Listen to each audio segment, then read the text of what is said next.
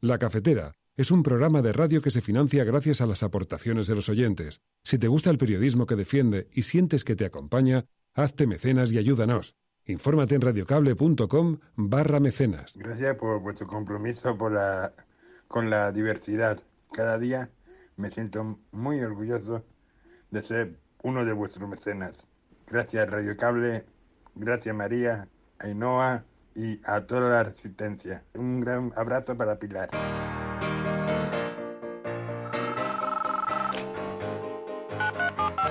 Son las 8:30 de la mañana. Las 7:30 en la Casa Museo de José Saramago, en Tías, Lanzarote.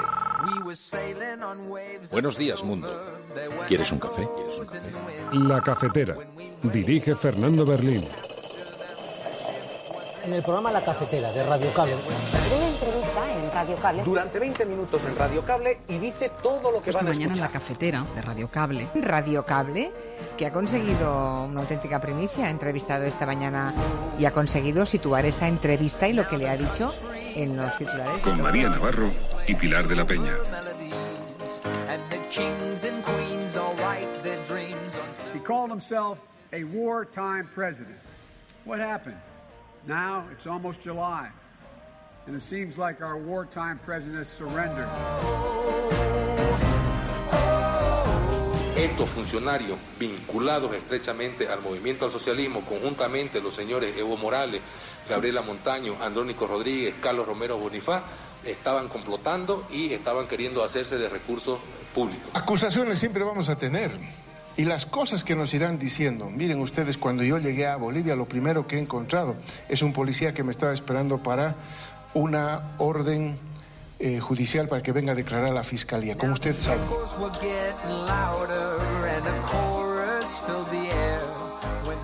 Los obreros rechazamos el decreto 811 expedido por el Gobierno Nacional en esta emergencia económica.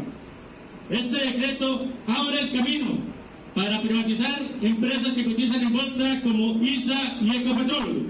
Muy mal ha caído entre los demócratas colombianos que el decreto 811 de Duque permita la privatización de Ecopetrol y de otras empresas, pero voy a enfatizar de Ecopetrol. O sea, la van a vender es por buena, repito, y seguro que la van a vender a menos precio, como hacen todas las cosas de las privatizaciones en Colombia. Si algo ha puesto encima de la mesa lo que ha ocurrido con las residencias de mayores gestionadas por las comunidades autónomas, no es una guerra entre administraciones.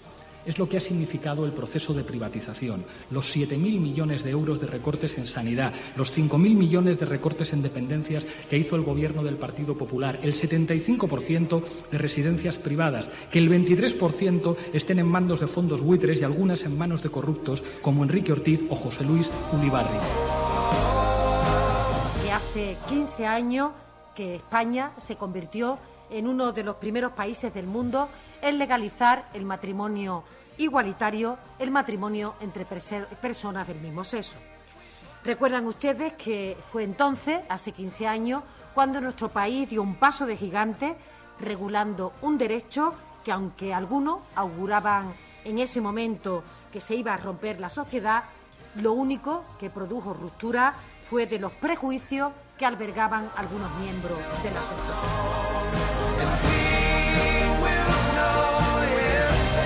Señor Barreiro, tiene usted un problema y el señor Feijóo dos. Tienen dos problemas. Es un drama gobernar 33 años y los 10 últimos, como usted y su presidente del Partido Popular, el señor Feijóo, y no saber quién tiene las competencias en materia industrial. Tienen un problema con su política industrial tras 10 años de Partido Popular y de Feijóo. Han destruido 20.000 empleos industriales, el doble que la media española, porque su política industrial, la suya, la del PP y la de Alberto Núñez Feijóo, se denomina con una única palabra. Se la voy a resumir. Pemex.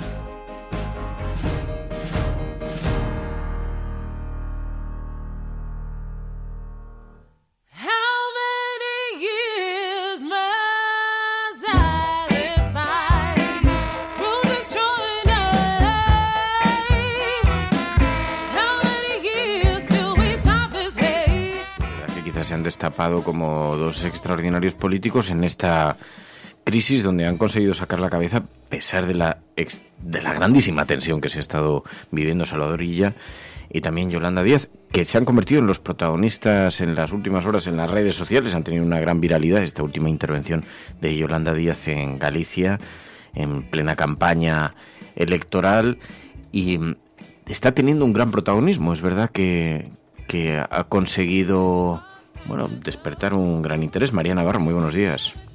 Muy buenos días. ¿No? Son dos políticos que salen muy reforzados tras la pandemia, que es una crisis que se podía haber llevado por delante a medio gobierno, y en términos de reputación han conseguido, no sé si es por la imagen de rigor o de seriedad que han conseguido transmitir, pero digamos que les ha ido muy bien, ¿no? Y que son dos áreas muy importantes tanto durante la pandemia como también en la desescalada, ministra de Trabajo y ministro de Sanidad. O sea, que son dos áreas que han sido muy comprometidas, que han sido muy difíciles y están siendo muy difíciles de gestionar porque están en el foco mediático y en el foco público. Y parece que sí, que lo hemos visto, ese discurso en el Senado de la ministra de Trabajo, que ha sido tan aplaudido en redes sociales. Salvador Illa, cuando ha hecho todos esos discursos también llamando a la concordia entre la clase política. Y parece que sí, que junto a Fernando Simón están teniendo una muy buena reputación, incluso por parte de la prensa conservadora, ¿no? Al menos hacia Yolanda Díaz y Salvador Illa no hemos visto tampoco unos grandes ataques hacia su figura. En el caso de Illa, además, muy aplaudido, pero es que ha conseguido descolocar. El otro día, por cierto, yo no sé si sacamos esos... Sí, creo que sacamos el audio, ¿no? Cuando hizo un reconocimiento, fue partido a partido, poniendo énfasis en las cosas positivas que había aprendido de ellos durante esta crisis, y solamente puso el foco en aquellas cosas que eran positivas, ¿no? Y aplaudió al Partido Popular, aplaudió a todos los partidos políticos. En algunos casos se limitó a decir que lo que tenían era una gran convicción, que demostraban tener mucha energía para defender sus postulados, y que eso les colocaba entre los partidos que con más ahínco eran capaces de defender el municipalismo. Tuvo palabras de elogio para todos los partidos políticos que tenía sentados enfrente, incluso para alguno que se había marchado de la sala. Y consigue siempre desmarcarse, consigue siempre incluso dejar con el pie cambiado a los rivales políticos, porque es muy hábil en el manejo de los tiempos de la palabra y de los argumentos. Así que todos estos políticos es parte de los efectos, si nos estáis escuchando desde el exterior, parte de los efectos de la gestión política de esta pandemia. El golpe ha fracasado, pero han quedado heridas. La tensión política ha sido extraordinaria durante todo el confinamiento. Supongo que en los países en los que os encontráis está sucediendo un fenómeno parecido, pero aquí en España ha tenido particularidades muy concretas, ha habido una gran tensión política. Vamos a hablar de eso, vamos a analizar un poco la situación, pero hoy vamos con un tema, vamos a colocar el foco central en otro asunto. Almohadilla la cafetera reconstruyendo. Es tiempo de reconstrucción y también de grandes anuncios. Anuncio, por ejemplo, de inyectar dinero público en diferentes organismos, instituciones, también en la escuela pública. Pero hay una cierta polémica porque el gobierno ha anunciado que dará una partida muy importante de ayudas, es un plan de reconstrucción, prevé una inyección de 2.000 millones de euros para la enseñanza, pero se va a destinar en su totalidad a la pública. Hoy es portada en el periódico El Mundo, es portada en el periódico ABC, así que este asunto sospechamos que va a tener bastante repercusión. ¿Qué os parece a vosotros? Este siempre ha sido un gran debate. Vamos a ver si lo explicamos, porque no en todos los países tienen el mismo modelo de educación. Pero en España, digamos que hay como 3 grandes espacios a los que uno puede acudir en caso de estar en edad escolar.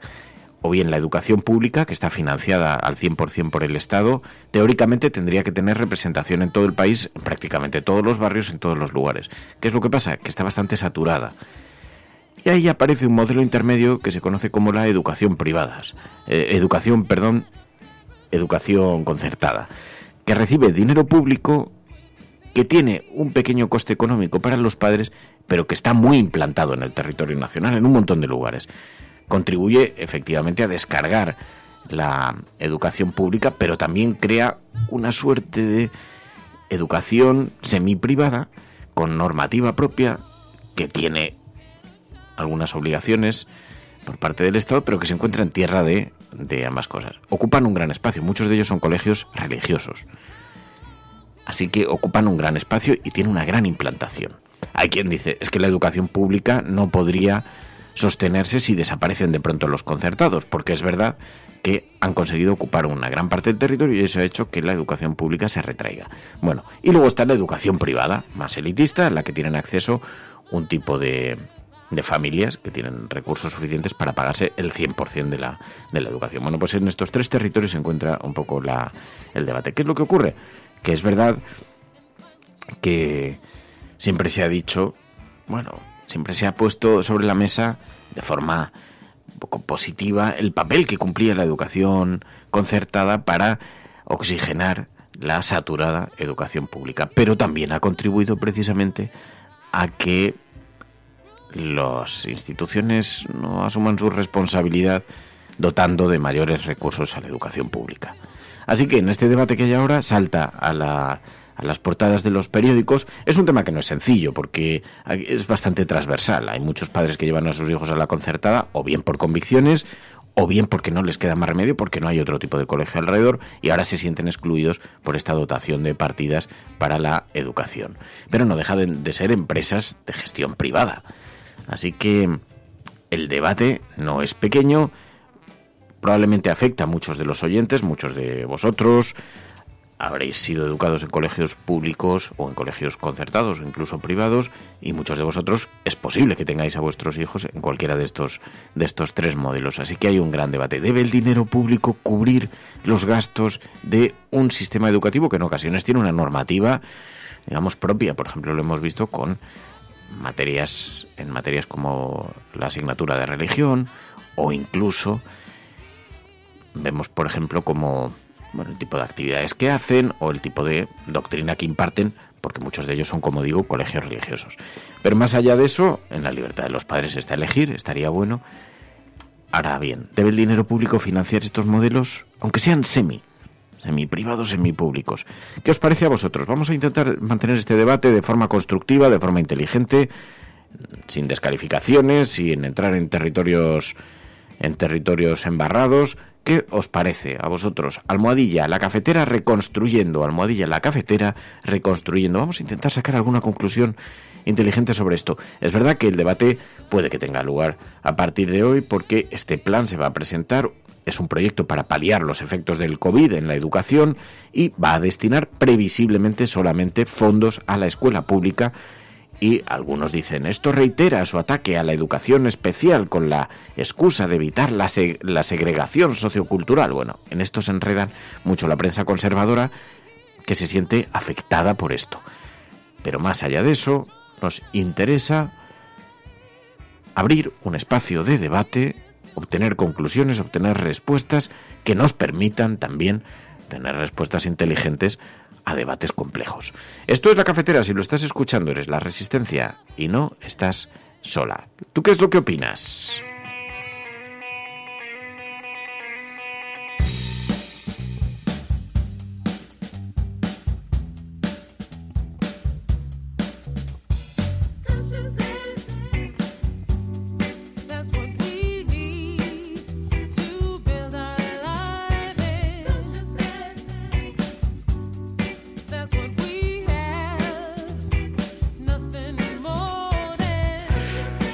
Así que os pedimos que utilicéis ese hashtag del programa, almohadilla la cafetera reconstruyendo, almohadilla la cafetera reconstruyendo, que es el hashtag a través del cual vamos a organizar la conversación. Que utilicéis ese hashtag, como ya están haciendo numerosos oyentes de La Cafetera que se van incorporando a esta hora desde muchos lugares del mundo.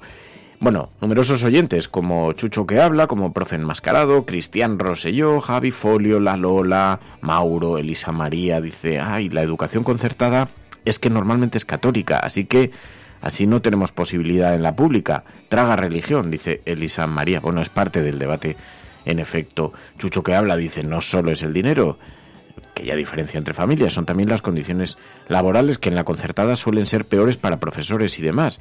Bueno, Juan Muñoz, doctor Jekyll, claro, ¿qué haces? Como gobierno tienes que diseñar también el tipo de país en el que quieres vivir. También tienes que construir país y también tienes que elegir qué tipo de educación quieres para tus hijos y, sobre todo, qué tipo de educación debe financiar el dinero de todos los ciudadanos. ¿Debe financiar una mirada particular sobre la vida o debe financiar una mirada homogénea, global, y luego ya cada cual, pues si quiere otra perspectiva para sus hijos, pues dice Juan Alix, me parece muy bien que no se enchufe dinero a la concertada, de hecho no debería existir a estas alturas la enseñanza concertada, dice Juan Alix, pero seguro que hay posiciones divergentes aquí también en la cafetera, así que os pedimos que participéis, porque en efecto estamos en tiempos de reconstrucción y también toca reconstruir en parte la sociedad. Probablemente no va a haber muchas oportunidades para hacerlo, así que abrimos este espacio de debate aquí en la cafetera. Bueno, seguimos. Si estás escuchando esto, eres La Resistencia y no estás sola.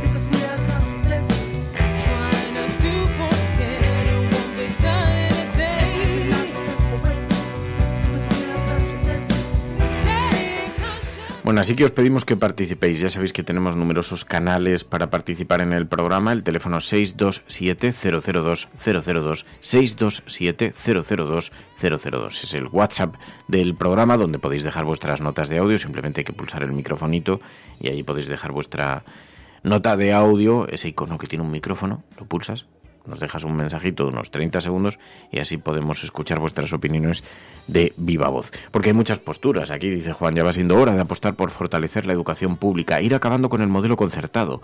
Mario dice, el dinero de todos lo que debe financiar es una educación accesible también a todos.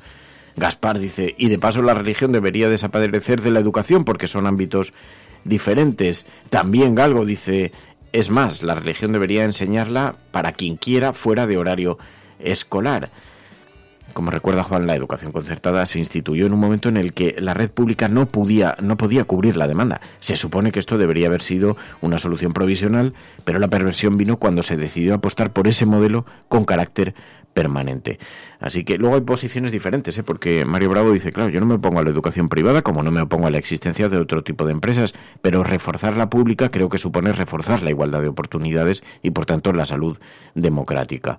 Y si se sostiene con fondos públicos, debería ser de gestión pública, dice Gaspar. Así que las posiciones, parecen bastante mayoritariamente parecen bastante en sintonía con esta decisión que, aunque todavía no está anunciada por parte del gobierno, pero parece que se encuentra en línea de ser aprobada, como ahora veréis en las portadas de los periódicos. María. Sí, luego yo creo que en esto también hay otro elemento importante en el debate, y es, aparte de la financiación, si esa financiación va aparejada en las exigencias que puede tener el Estado sobre, en este caso, la concertada. Porque al tener, digamos, esa especificidad, ¿no?, de que sea la educación concertada, pero no sea educación pública, es decir, que sea una financiación total y que, por tanto, el Estado pueda tener todo tipo de exigencias como tiene con la educación pública, ahí viene el problema, cuando el Estado no puede exigir todo cuanto quiera a la educación concertada, y entonces hay allí una serie de vacíos de responsabilidad que son los que luego dan problemas. En efecto, dice Enrique, el argumento de que no hay dinero para cubrir la pública y hay que cubrir con la concertada se cae cuando se ven las partidas destinadas a temas banales como rescate a carreteras, rotondas, religión católica. Bueno, es un tema que desde luego siempre suscita mucho debate porque muchas familias, incluso familias, gente progresista que tiene una mirada sobre el mundo, pues basada precisamente en la igualdad de oportunidades, en la defensa de lo público, se encuentra en la necesidad o incluso en la decisión de haber llevado a sus hijos a a la educación concertada. Así que no es un debate tan sencillo de mantener, es bastante transversal, pero en efecto, ¿debe un gobierno progresista con financiación pública defender la escuela concertada? Es uno de los grandes debates que, por cierto, estaban pendientes, porque además nadie se atrevía a meter la mano. Yo recuerdo conversaciones con algunos líderes socialistas en la etapa de Zapatero que me decían, dice, aquí la gran reforma pendiente es la de la escuela concertada. El gran asunto pendiente progresista de izquierdas es la defensa de lo público, pero a ver quién le mete mano a eso. Bueno, pues hoy, en la portada del periódico ABC, la concertada fuera del plan de reconstrucción. El gobierno presenta hoy un proyecto para paliar los efectos de la COVID en la educación, que solo destina fondos a la escuela pública. Dice, según la interpretación para el periódico ABC, eso supone que reitera su ataque a la educación especial, con la excusa de evitar la segregación sociocultural. Es la interpretación que hace el periódico más conservador de España, el periódico ABC. También otro periódico conservador, el periódico El Mundo, PSOE y Podemos excluyen a la concertada de las ayudas por el coronavirus. Dice el periódico El Mundo que el plan de reconstrucción prevé una inyección de 2.000 millones para la enseñanza que se van a destinar en su totalidad a la pública, que Partido Popular, Ciudadanos y Junts per Cat denuncian motivaciones ideológicas. Pero claro, financiar a la escuela concertada no tiene una motivación ideológica, en su opinión. Según este periódico, PSOE y Unidas Podemos han excluido a la escuela concertada de las ayudas por el coronavirus en el plan de reconstrucción para la era post-COVID. El borrador de conclusiones del grupo de trabajo constituido en el Congreso, cuyas enmiendas se votarán hoy, prevé que la totalidad de los 2.000 millones de euros para la enseñanza sea para la pública. PP, Ciudadanos y Junts per Cat denuncian motivaciones ideológicas en unas medidas que también prevén universalizar la educación infantil de 0 a 3 años e incrementar los puestos escolares, dejando fuera a los colegios concertados. Claro, si lo quieren financiar, lo pueden financiar ellos. Mientras tanto, también, la vuelta a las aulas será presencial y con clases online, por lo menos en Madrid. A ver qué anuncios hacen otras comunidades autónomas, pero bueno, ese es el enfoque de portada también el periódico El Mundo. Así que el periódico El Mundo y el periódico ABC con este tratamiento. ¿Qué os parece? Almohadilla, la cafetera reconstruyendo. Almohadilla, la cafetera reconstruyendo. Claro, como dice Mame Páez, no hablamos de las religiones, ni de la religión. Hablamos de la religión católica. Nos limitamos a la católica y eso es injusto, es discriminatorio en un país además que cada vez evidentemente tiene más población que en todo caso profesa también otras religiones. Dice Almudena Marea, y hay problemas añadidos. El problema no es solo la religión, es la segregación, con una pública residual, con edificios obsoletos, sin financiación, y lo dice Almudena, dice que soy profesora precisamente en la pública. Dice Nacho Escursel, dice, es curioso, en mi país un mayor porcentaje de la población se declara católico y ahora no hay religión en la educación pública, solo en la privada y extracurricular, no existe la concertada. Bueno, es el elemento hoy central, el epicentro central. Pero mientras tanto aquí en España sigue la gestión, seguimos con el tema abierto. Ahora iremos comentando, si nos vais haciendo llegar vuestros mensajes de audio, estamos atentos al teléfono móvil en el 627-002-002. Es el WhatsApp del programa. ¿Qué os parece a vosotros? ¿Qué consideráis cómo se tiene que enfocar la financiación a la escuela concertada? Debe ser financiada también con recursos públicos ahora, con ayudas para combatir los efectos del confinamiento, del coronavirus. 627. La resistencia a todas y todos. Hay dos conceptos que son diferentes, educación y enseñanza. La enseñanza tiene que ser pública y laica en todo el territorio nacional. Y los padres solo tienen derecho a elegir la educación de sus hijos, porque les compete a los padres, familiares y grupo que les rodea de la educación, no de la enseñanza. 627-002-002, el WhatsApp del programa, donde podéis dejar vuestras notas de audio, como ha hecho Juan Casamayor. Claro, y con esta diferenciación que haces, Juan, la distancia que hay entre educación y enseñanza. Bueno, 627-002-002. Queda abierto el tema de debate, objeto de debate. Almohadilla, la cafetera reconstruyendo. Es el asunto hoy central. ¿Debe la concertada recibir ayudas públicas? ¿Qué os parece? Hugo. Hola, cafetera. Sobre el tema de la concertada me parece, importante también señalar que si lo ponemos en contexto, sobre todo las estructuras educativas, habría que recordar también la memoria histórica, pero bueno, ese es un tema muy largo. Luego, por otra parte, dejar dentro o fuera a la concertada me parece que es más un tema de cómo se usa luego el dinero público y, por tanto, si es condicional o si también se regirían por las mismas normas los concertados que si se aplican en la pública. En efecto, ese es Un saludo, hasta luego. Es el gran debate, como dices, Hugo, porque si estás financiando con ayudas públicas tiene que estar condicionado a una cierta normativa moral, social, también con de acceso a un tipo de educación concreta, y no parece que la concertada pues se atenga, digamos, a esa condicionalidad, por lo menos a una parte de la misma. Bueno, pues es el tema de debate que suscita mucho interés entre los oyentes, entre otras cosas, porque, como decimos, pues hay muchos oyentes que tienen familiares o que tienen hijos en la escuela concertada, o que no les ha quedado más remedio que acudir a la concertada porque no había escuela pública, o que trabajan en la escuela pública y que se encuentran con grandes dificultades para gestionar los pocos recursos que tienen. 627-002-002, el WhatsApp del programa La Cafetera, que te escucha. Días, cafetera. Os voy a dar mi opinión como profesora de secundaria en la pública. Creo que el tema de religión o no religión es algo muy secundario, aunque es verdad que no podría equipararse a otras materias como lo están haciendo, por ejemplo, en bachillerato, que hasta puntúa para la EBAU. Por lo tanto, dime tú qué alumno va a coger otro tipo de asignatura cuando aquí solo se evalúa la fe.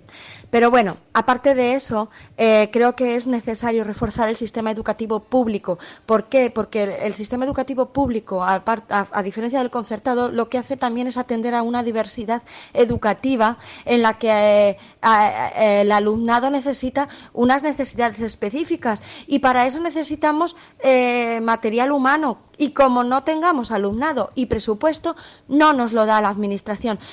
¿Cuál es la trampa? La concertada solo se queda con aquellos alumnos que no tienen necesidades, aparte de una falsa protección que parece ser que se les da porque se les vigila más, se les cuida más.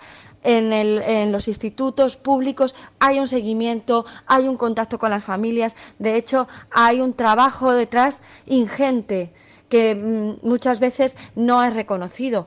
Pero bueno, educación pública, gratuita, y en la medida de lo posible laica, religión optativa o religión en tu casa. ¿Tiene que existir lo privado? Pues seguramente sí, pero para dar cabida a otras opciones. Pero en una escuela pública y fuerte es más necesaria que nunca, y más en esta época en la que se está viendo cómo hay una gran brecha social que parece que no existe, pero sí, está ahí. Tenemos alumnos con muchas necesidades.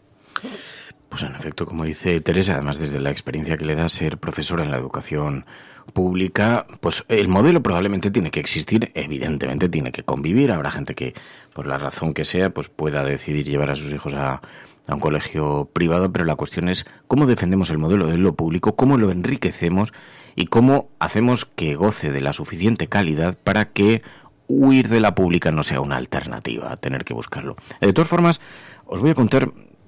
Yo me vi en la tesitura cuando el pequeño Fer, cuando teníamos que elegir colegio para el pequeño Fer, que ahora estudia en un colegio público, pero en la tesitura aquella, cuando tienes un crío y quieres llevarlo, quieres elegir colegio, te andas preguntando qué será lo mejor para el futuro de su hijo. Y entonces tuve la oportunidad de sentarme con un responsable político de la derecha del Partido Popular, un consejero de Educación de la Comunidad de Madrid, entonces del Partido Popular, gobernado por el Partido Popular, un auténtico experto, muy conservador en sus postulados, que me dijo lo siguiente. Atención, porque es algo que reconocía y que se lo reconocía a un periodista. Y me dijo, porque claro, yo le contaba todas estas dudas que tienen muchas veces los padres, ¿no? Es que claro, el entorno en el que se va a criar tu hijo, las relaciones que puede hacer, estas son las dudas que más manejan los padres a la hora de elegir un colegio. Primero, la posibilidad o no de elegir, porque en muchos lugares es que no hay colegio público a disposición de los padres. Porque claro, lo tienes que llevar a 30 kilómetros, pero una cosa relativamente cercana que te posibilite ir a trabajar, que te posibilite tener una cierta proximidad con tu hijo. Hay muchas dificultades en muchos lugares, como bien sabéis todos. Y entonces yo le pregunté, ¿y qué hay de todo esto que siempre se ha dicho de, claro, es que los críos crecen en un ambiente en el que pues comparten colegio con gente que, bueno, pues que luego en el futuro pues va a ser su red social, va a ser el tipo de... Y entonces me dijo, mira, sobre esto hay mucha literatura basada directamente en estadística. Yo no te estoy hablando de impresiones personales, me dijo, en estadística. Son muy pocos los niños cuyo futuro se decide en función de los compañeros de clase que haya tenido. Cosa que es una revelación, porque es verdad que es uno de los grandes mitos en los que sobrevuela, en los que convive, de los que vive siempre en la escuela privada. Siempre presume de, bueno, pues es que formará parte de una suerte de élites que en el futuro puede beneficiar a tu hijo. Y entonces, bajo ese paradigma, mucha gente asustada frente al futuro tan desolador que le espera a sus pequeños, pues entonces dice, bueno, pero es que esta red social, bueno, pues estadísticamente es pura mitología. No hay un solo dato que certifique que los niños que te acompañaron en los 6, 7, 8, 9, 10, 12, 13 años te pueda terminar beneficiando en el futuro. Sustancialmente, la educación que reciben es muy similar, pero la dedicación es mucho mayor en la escuela pública. Pero sustancialmente es similar. Primero porque en la concertada están peor pagados los profesores en muchas ocasiones. Pero el modelo educativo no varía, por mucha propaganda que se consigue hacer. Este colegio es que dan una educación que está basada en unos valores, está basada en unos principios. Y a mí me explicó una persona extraordinariamente conservadora, me dijo, mira, aquí la diferencia está en si vas a pagar 2.500 euros al mes por tu hijo, en cuyo caso lo llevarás al colegio privado al que van los hijos de los reyes de España, o cualquier de este tipo, y pueden veranear en Aspen, esquiando. Y pueden sobrevolar Roma en el jet privado para verlo desde el aire, y llegar a clase con otro criterio. Dice, ese es un tipo de educación en el que tú no estás decidiendo, porque tú estás decidiendo si llevas a tu hijo a un colegio que vale pues 250 euros o a la escuela pública, o lo llevas a un colegio como mucho de 800 euros, que ya es un dineral para un colegio privado. Pero no vas a entrar en las élites que supuestamente crees que vas a entrar cuando llevas a tu hijo a un sitio de ese tipo de recursos. Pero es que además me dijo, en los datos que nosotros tenemos, las posibilidades de acceso al mundo laboral se multiplican cuanto más transversal han sido los compañeros con los que has convivido. ¿Por qué? Porque el mundo del mañana se va a decidir entre gente muy diferente y tú tienes que saber convivir entre personas muy diferentes. Aunque solo lo mirases desde una perspectiva tan egoísta, tan economicista como el acceso al mundo laboral, no los valores, no la mirada que te va a dar, no la posibilidad de conocer otras formas de entender la vida, otros tipos de personas con otros recursos, con otras vidas, aunque lo mirases de una forma tan egoísta y tan economicista como esa, dice, te equivocarías, porque tus hijos van a saber mucho mejor cómo es el mundo y por lo tanto van a tener más posibilidades laborales, se van a saber relacionar con personas mucho más transversales si conviven desde pequeños con ellas. Esto me lo explicó una persona extraordinariamente conservadora que gestionaba entonces los designios educativos en la Comunidad de Madrid. Así que lo planteo como, es verdad, es un tema que está un poco al margen, pero para muchos padres que se encuentran decidiendo esto o que han tomado la decisión, muchos me dicen, ya, pero yo elegí por la concertada y es tan legítimo y desde luego por supuesto, estaría bueno, todo el mundo tiene derecho a elegir cómo quiere educar a sus hijos, pero me pareció que merecía la pena la reflexión, porque decía, ni tienen acceso a mejores puestos laborales por haber estudiado, porque nadie llama a un compañero de clase cuando tienes 40 años, a un compañero de clase del que tenía 10, que la mayor parte de la gente además por el camino se va distanciando.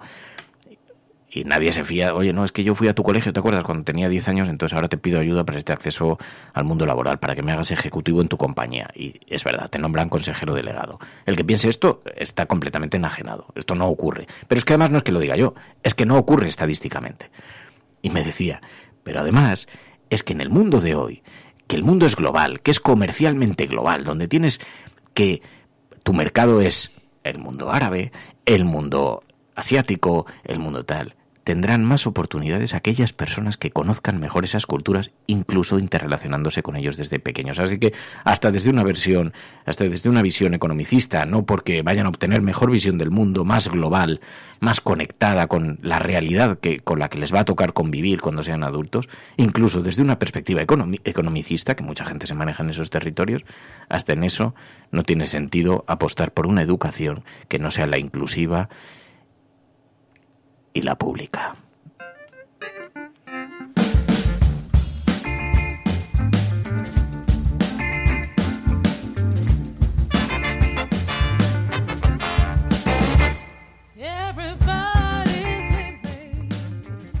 Y dice Javier Cascales, precisamente esa transversalidad social a la que te refieres, Fer, es la base del modelo finés y es la última conclusión que acabas de hacer, claro, porque en efecto el mundo va a ser muy, muy, muy complejo en el futuro.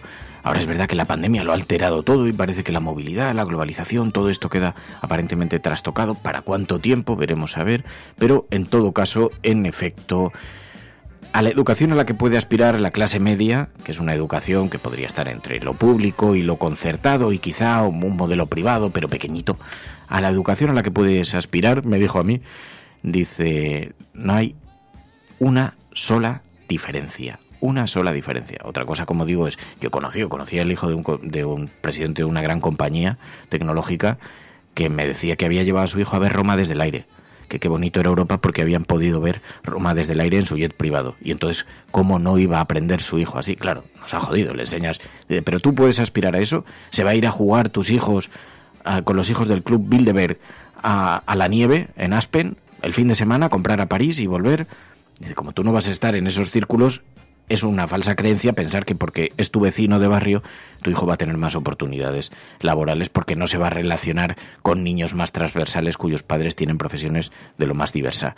Y luego te das cuenta en la vida que gente de ascendencias que han sido pues con muchas dificultades económicas y han llegado a presidir los consejos de administración de grandísimas compañías. Así que la realidad va por otro camino. Otra cosa es que haya excepciones, siempre se ha hablado mucho de la mitología del Colegio El Pilar, también ha habido mucha mitología y también era en la educación de los 70 y también que fueron colocados por la administración o de los 60 y fueron colocados en las administraciones de los primeros gobiernos democráticos de este país, pero es una mitología diferente. ¿Vale? 627-002-002, ¿qué os parece a vosotros? Porque en esto hay muchas opiniones, ¿eh? Yo os transmito algunas de las que nos hacéis llegar también y de las que percibimos, pero hay muchas perspectivas y vosotros seguramente tengáis la vuestra propia, incluso completamente divergente. 627-002-002. Buenos días, cafetera. Reconstruir no significa volver a organizar todo tal y como estaba organizado anteriormente, más aún cuando nos ha llevado a donde nos ha llevado. Y en esto entra también la educación.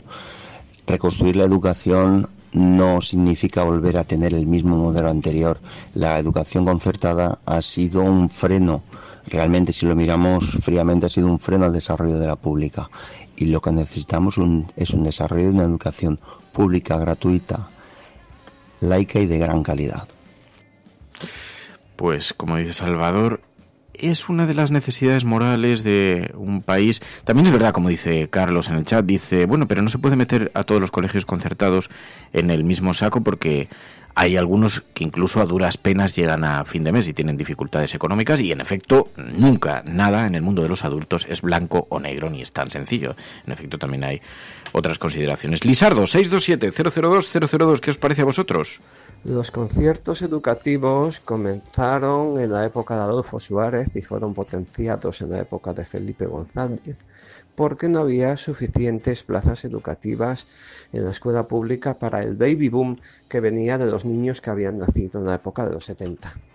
Ahora mismo eso pierde toda razón de ser porque hay posibilidad de acoger a todo el alumnado en centros públicos. Lo que pasa es que el lobby de poder, sobre todo el lobby de poder eclesiástico, ejerce una gran presión en todo tipo de gobiernos y es imposible desprenderse de la escuela concertada simplemente por presiones económicas. Luego está el tema de que todos los centros educativos concertados hacen falsedad. Es decir, está prohibido cobrar cuotas a la gente, pero las cobran. Todo el mundo lo sabe, todos los inspectores de educación lo saben y todo el mundo mira para otro lado. La gente cuando lleva su hijo a un colegio concertado, generalmente religioso, salvo algunos que son de tipo cooperativa, te dicen que hay una serie de cuotas voluntarias que encima se cobran como donativo y que tú puedes desgravar a Hacienda. Que puedes no pagarlas, obviamente, pero te van a mirar mal y más te vale ir pagándolas. Lo sabemos todos, se sabe que hay esa mafia con las famosas cuotas voluntarias que la ley prohíbe cobrarlas en los colegios concertados y se sigue tirando para adelante. Tiene mala solución porque hay muchos intereses económicos en juego, sobre todo de la Iglesia. Un saludo. 627-002-002. Luego está, como dice tú como yo, el asunto de las plazas. ¿Dónde llevas a tus hijos si no hay plazas en la pública? También hay mucha gente que lo elige por voluntad propia, hace análisis del tipo de colegios que tiene alrededor, del tipo de gente con la que se van a relacionar sus hijos y toma la decisión de llevarlo a la concertada o a la privada. Esto me parece que ni siquiera es el debate. El debate en realidad aquí es más de fondo. ¿Se debe financiar con dinero público opciones que persiguen pues una cierta distancia social, o que persiguen un cierto elitismo, o que persiguen precisamente no estar en el ámbito ese de la inclusión? Bueno, ese es el debate que ahora se plantea y que está, como decimos, en las portadas de los periódicos. 627-002-002. Nos interesa mucho escuchar vuestra opinión y si alguno de vosotros tenéis una opinión discordante, me gustaría mucho escucharlo porque estoy seguro de que hay razonamientos que son lógicos y que tienen sentido, de gente que ha apostado por la educación concertada y que tiene, desde luego, toda la legitimidad. Estaría bueno para hacerlo. A lo mejor pensáis que de alguna manera este dinero que se va a destinar a la reconstrucción tiene también que cubrir las necesidades de una concertada, que en algunas ocasiones, como nos decía, no sé si era Carlos, en algunas ocasiones también algunos colegios concertados se encuentran con dificultades económicas y no todos responden al estereotipo de colegio religioso, etcétera, etcétera. Hay otro tipo de colegios concertados también, así que estamos muy abiertos a escuchar otras posiciones. Bueno, mientras tanto en España sigue abierto el debate sobre el turismo, la extensión, la expansión de la pandemia, los rebrotes. Fijaos, por ejemplo, en esta nueva normalidad, hoy en el periódico La Razón se da cuenta de una norma. Sanidad va a imponer una cuarentena a los pacientes que ingresen para operarse, por ejemplo. Así que aquí hay también mucha preocupación por la manera en la que los contagios están subiendo en España. Según el periódico El País, desde el fin del estado de alarma ya se han declarado más de 50 focos tras el 20 de junio, después de que se decretase el fin del estado de alarma, 50 focos, y los diagnósticos han aumentado un 8,8% desde la entrada en vigor de la llamada nueva normalidad. Los contagios registrados en los últimos 7 días son 1.978 frente a los 1.450 que se habían contabilizado el 20 de junio. El último informe del estado de alarma. El repunte se explica en los más de 50 focos activos, aunque también al incremento de las pruebas. Los brotes más graves se han dado en Málaga, en Huesca, en Lleida, donde están relacionados con situaciones de hacinamiento, condiciones laborales precarias, también alguna barbacoa, algún encuentro entre familiares, entre gente que hacía tiempo que no se veía. Bueno, preocupación por los rebrotes, pero también por cómo impactará la llegada de turismo a España. Desde el Ministerio de Sanidad aseguran que se van a implementar una suerte de controles a los turistas extranjeros para tratar de limitar los riesgos. Son 3 controles primarios. Un primer control documental, un Passenger Location Card, donde figura información de la persona en cuanto al lugar de residencia que va a tener en nuestro país y también información sobre si ha tenido síntomas o ha sido objeto de algún tipo de infección por parte de COVID-19. Un segundo control de temperatura, que se realiza en todos los aeropuertos por parte de personal de sanidad exterior y de personal del Ministerio de Transportes, Movilidad y Agenda Urbana, y un control visual, efectivamente. Si uno de estos 3 controles primarios no es superado, se pasa a un control secundario ya ejercido o desarrollado por personal médico especializado. Efectivamente, a partir de hoy mismo se ha llegado a un acuerdo respecto a fronteras exteriores de la Unión Europea con los socios europeos. Se va a permitir la entrada de ciudadanos provenientes de 15 países, en concreto aquellos países que tienen un índice, una incidencia acumulada de la enfermedad medida en términos por 100.000 habitantes, de 16 personas por 100.000 habitantes, que es la media de los países de la Unión Europea. Esto se va a revisar cada 15 días y se va a hacer efectivo esto a partir del 2 o el 3 de julio. Estas serán las medidas excepcionales para intentar garantizar una cierta seguridad. Desde el Gobierno, cuando preguntamos, lo que nos dicen es que, porque ha habido titubeos, ya lo sabéis, en un principio se anunció que los turistas tendrían que pasar un periodo de cuarentena, pero desde el sector turístico se decía que eso sería un suicidio porque nadie vendría a pasar 15 días y tenía que pasar otros 15 días confinado. Pero, por ejemplo, eso era válido para algunas personas que tienen segunda residencia en España, franceses, alemanes especialmente, que tuvieran la obligación de permanecer 14 días con unas condiciones de seguridad y con unas ciertas garantías de que si venían de zonas pues con un riesgo similar al español, no venían tampoco a traer el virus. Bueno, de todo eso se está debatiendo hasta el punto de que ha llegado a la prensa internacional. Ya contamos que había algunos medios británicos que estaban poniendo precisamente a España como modelo frente a como modelo de reacción con el turismo frente a una cierta indiferencia británica. Decía, por ejemplo, The Guardian que España había aplastado el virus, había alertado para que los turistas británicos no echen por tierra el esfuerzo, porque decía, claro, España, que ha sufrido uno de los confinamientos más estrictos de todo el mundo, han hecho un extenuante ejercicio de solidaridad entre 47 millones de personas para combatir la pandemia, decía The Guardian, pero ahora que se reabren las fronteras para intentar salvar la temporada turística, existe el temor a un choque de culturas coronavirus.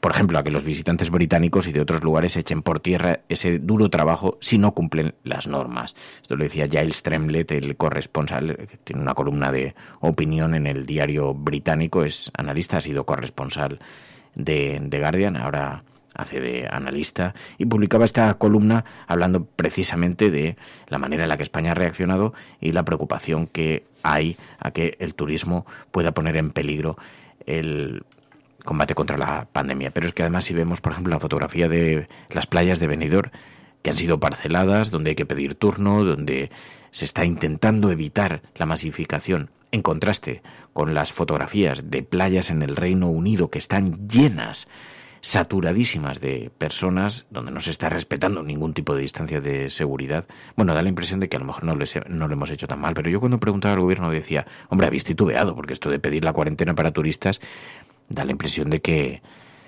no está muy meditado. Y me decía, no, es que lo principal es enviar un mensaje de seguridad al exterior diciendo que vamos a ser muy exhaustivos en los controles que se van a aplicar en la entrada.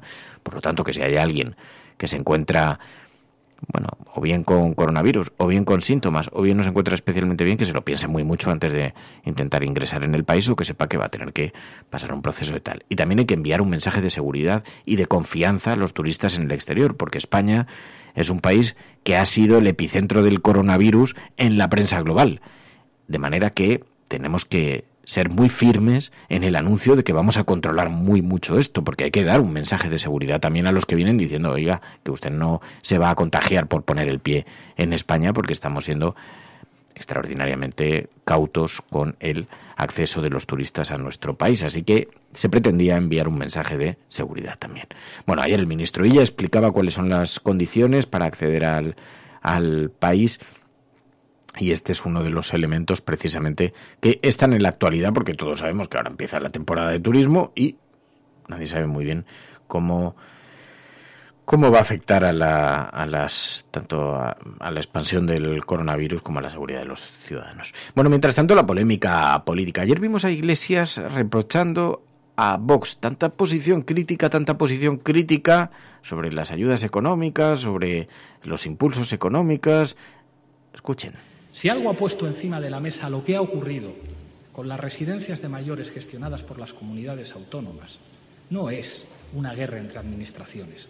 Es lo que ha significado el proceso de privatización, los 7.000 millones de euros de recortes en sanidad, los 5.000 millones de recortes en dependencias que hizo el Gobierno del Partido Popular, el 75% de residencias privadas, que el 23% estén en manos de fondos buitres y algunas en manos de corruptos como Enrique Ortiz o José Luis Ulibarri. Por mucho que sus señorías del Partido Popular repitan que mentira, estos son datos oficiales contrastados frente a las mentiras en los argumentarios. Y usted, señoría, que dice que critican a todo el mundo, jamás les hemos escuchado a ustedes jamás hacer una sola crítica a las privatizaciones, a entregar las residencias de mayores a la gestión de corruptos que precarizan las condiciones de empleo de los trabajadores de esas residencias. No les hemos escuchado decir una sola palabra del intento de privatizar el servicio de limpieza del Hospital Gregorio Marañón, ni una palabra. ¿Y saben por qué? Porque ustedes defienden los intereses de los corruptos. Se dirigía así el vicepresidente del gobierno, Pablo Iglesias, a la extrema derecha. Claro, mucho criticar al gobierno en la gestión de las residencias por tener el mando único, cuyo objeto era fiscalizar lo que se estaba haciendo, las medidas, y dotar de mayores recursos económicos durante la crisis de la pandemia.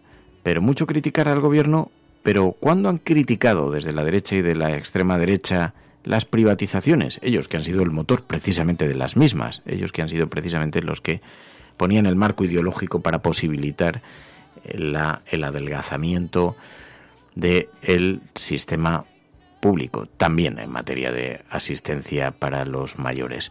Bueno, ayer en el debate, Pablo Iglesias precisamente criticando a la extrema derecha. Ayer hubo otras informaciones también interesantes, hoy no están en las portadas de los periódicos, pero por ejemplo vimos a Carmen Calvo anunciando que llevará en julio al Consejo de Ministros un nuevo proyecto de ley de memoria histórica. Mañana le preguntaremos por esto a Emilio Silva. A ver.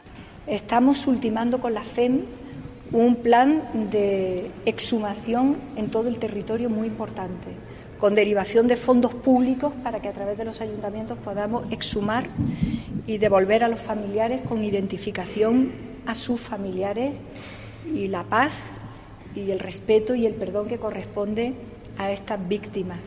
Estamos también trabajando en el registro que tiene que ver con ADN de todas estas víctimas y en la resignificación del Valle de los Caídos. Pronto tendremos también una reunión para esto.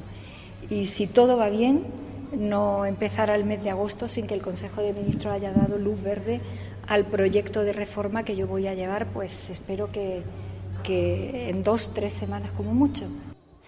Así que este será el debate. Le preguntaremos a las asociaciones de memoria histórica qué es lo que opinan de esto. Mañana aquí en la cafetera conversaremos con Emilio Silva, el presidente de la Asociación para la Recuperación de la Memoria Histórica. Se ha mostrado muy crítico, hemos visto en las redes sociales, porque llevan meses exigiendo, meses solicitando que el gobierno actúe en materia de memoria histórica ante un espacio tan anunciado donde, bueno, lo que decían desde la Asociación de la Memoria Histórica es que a pesar de tantas y tantas promesas, dicen, no se han hecho.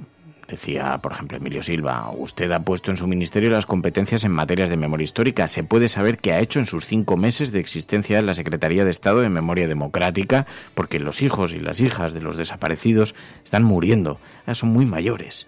Y el gobierno ahora abre una consulta popular para recibir propuestas sobre memoria. Pero a estas alturas, con 2 informes de Naciones Unidas, no saben todavía qué hacer. Cada día que pasa mueren víctimas del franquismo esperando al Estado. Y sus hijos no pueden recuperar a familiares. Todas estas promesas, bueno, pues esto decía desde la Asociación de la Recuperación de la Memoria Histórica, está en el debate, y decía Emilio Silva, mañana le preguntaremos por todo esto aquí en la cafetera, porque estás escuchando la cafetera y si lo estás haciendo eres la Resistencia y no estás sola. También el gobierno ayer sacaba pecho, porque se cumplen 15 años del matrimonio igualitario entre personas del mismo sexo. María Jesús Montero recordaba los 15 años. Ayer hubo un importante acto en el que participó Pedro Sánchez, Irene Montero. Vimos también a Pablo Iglesias como espectador, pero había numerosos representantes de la familia socialista también que pueden apuntarse el digamos, el mérito de haber conseguido un paso tan importante en este país como la de la aprobación del matrimonio igualitario. Que hace 15 años que España se convirtió en uno de los primeros países del mundo en legalizar el matrimonio igualitario, el matrimonio entre personas del mismo sexo. Recuerdan ustedes que fue entonces, hace 15 años, cuando nuestro país dio un paso de gigante regulando un derecho que, aunque algunos auguraban en ese momento que se iba a romper la sociedad, lo único que produjo ruptura fue de los prejuicios que albergaban algunos miembros de la sociedad.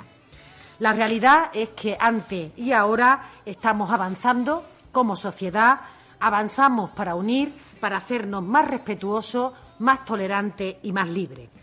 Y quienes se oponen frontalmente en un principio a la conquista de estos nuevos derechos, ven ustedes que al cabo de los años terminan por darse cuenta de que la sociedad española siempre va por delante. 627-002-002 es el WhatsApp del programa. Y os decíamos, con el pistoletazo de la campaña electoral en Galicia a pleno rendimiento. Ayer escuchamos a Yolanda Díaz, al Partido Popular, hablando precisamente sobre las competencias en industria en Galicia. Esta intervención ha sido muy comentada, ha tenido una gran viralidad en las redes sociales, se ha difundido mucho por las redes sociales. Señor Barreiro, tiene usted un problema y el señor Feijóo dos.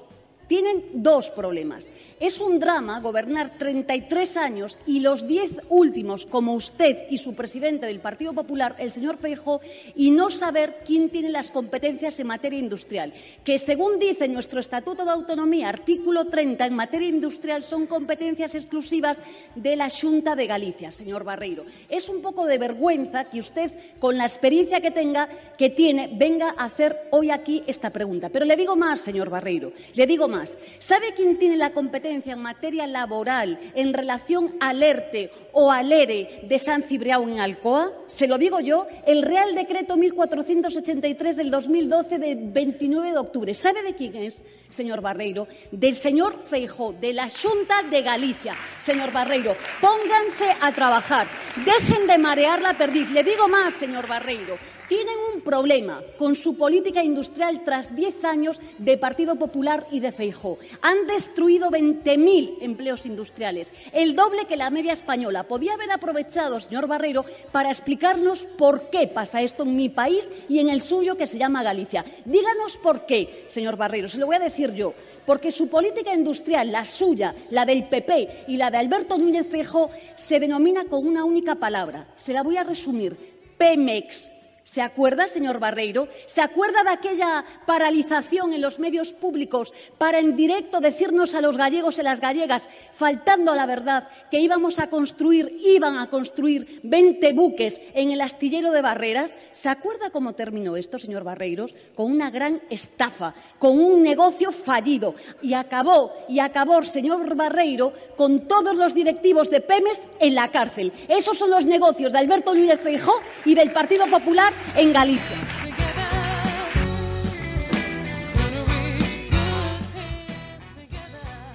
La campaña al rojo vivo, la campaña electoral en Galicia. Por cierto, ayer vimos una reaparición de Mariano Rajoy. Ha sido estelar, porque volvió a liarse en el discurso público y entonces, bueno, ya han dado cuenta, imaginaos, en las redes sociales de este asunto, a Mariano Rajoy, que reaparecía. Amigas y amigos, muy pocos son los que hoy no convienen con todos en que Galicia mejoró y mucho desde entonces. Es una anécdota simplemente porque fue la reaparición de Mariano Rajoy en plena campaña electoral, pero como se lió en el discurso, pues enseguida ya las redes sociales se han dado cuenta de este mismo asunto. Bueno, pues esto es lo que da de sí la actualidad. Esto es la fotografía de actualidad, con una gran preocupación por la situación económica. Los periódicos, en efecto, también están señalando que la actividad económica anterior a la pandemia no se va a recuperar antes de 2022. El Banco de España, que ha publicado su informe anual, contempla precisamente que habrá un hundimiento del PIB del 12%, aunque la peor previsión sigue instalada todavía en el 15%. La entidad cree que hay que hablar de dos fases: la actual, en la que el objetivo es impedir que la economía se hunda todavía más, y la segunda, que llegaría cuando pase lo peor y sea posible iniciar el equilibrio fiscal. Pero es que el Banco de España está retrasando 2 años la recuperación y está pidiendo subir impuestos. Hoy lo lleva el periódico La Razón en su portada, también lo lleva el periódico El País. El Banco de España propone un ajuste con subidas de impuestos. El organismo plantea subir el IVA reducido, impuestos especiales, también ambientales. El PIB cae un 5,2% el primer trimestre, el mayor desplome desde que hay registro, y la bolsa española cierra con su peor semestre, con una pérdida del 24%. Pero la perspectiva que más nos interesa hoy está publicada en la portada del periódico de Cataluña, porque en efecto el PIB cayó un 5,2% en el primer trimestre del año, pero la crisis se está cebando especialmente en los jóvenes y en las mujeres. Los sectores más afectados por el desplome tienen altos porcentajes de empleo juvenil y empleo femenino. El ahorro de las familias aumenta a causa de la incertidumbre por los efectos del confinamiento, pero hay una gran preocupación por el impacto que puede tener esto en los jóvenes y en las mujeres. Hoy, tema de portada en el periódico de Cataluña.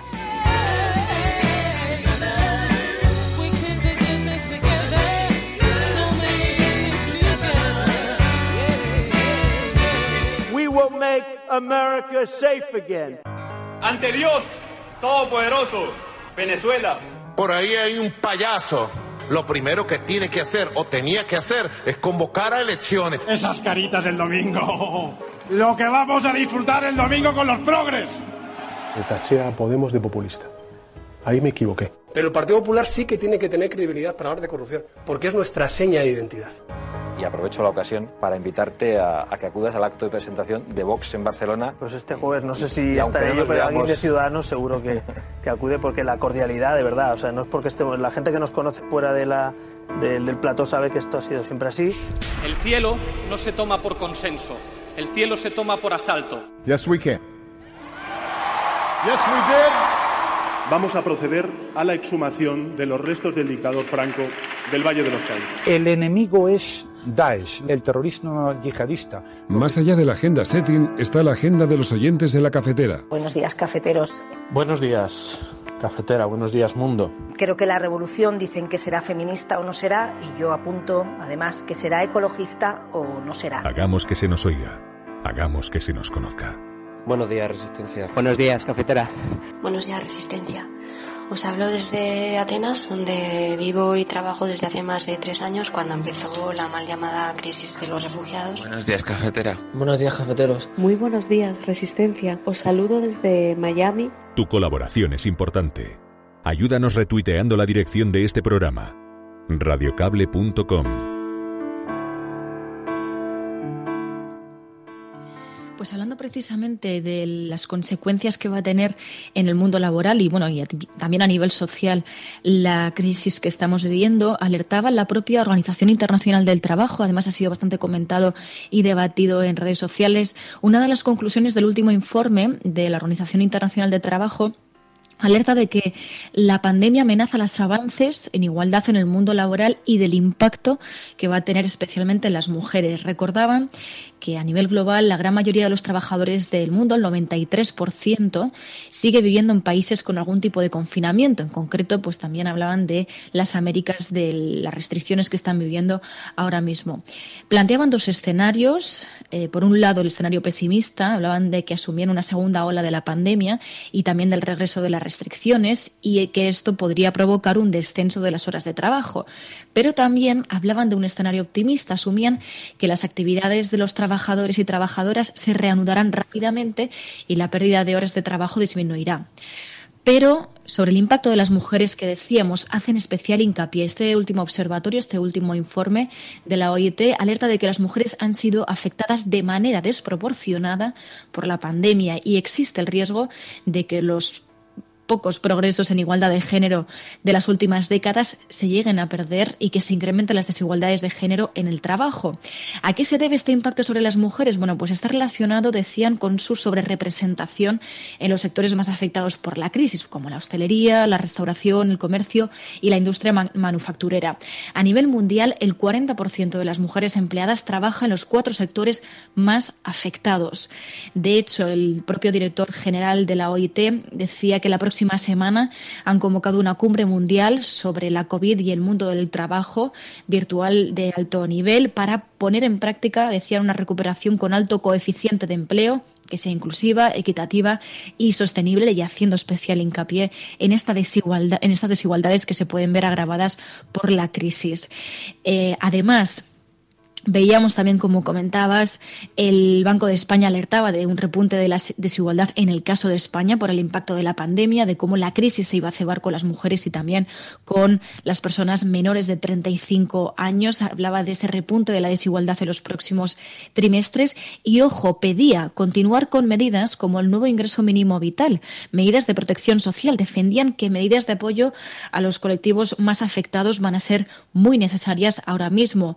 De hecho, hablaban de gasto público ahora y luego de subida de impuestos al salir de la crisis. Recomendaban actuar ahora mismo con políticas públicas de garantía de ingresos, de protección del empleo y del tejido empresarial.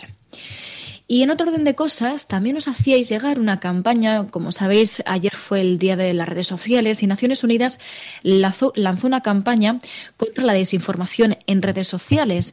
Es verdad que la lanzaron ayer en el marco del Día de las Redes Sociales, pero que es aplicable a cada día de nuestra vida. En el marco de una iniciativa que se llama Verified, las Naciones Unidas han lanzado una campaña que se llama Pausa y que invita a los usuarios de las redes sociales a hacer una pausa y pensar antes de compartir información en redes sociales.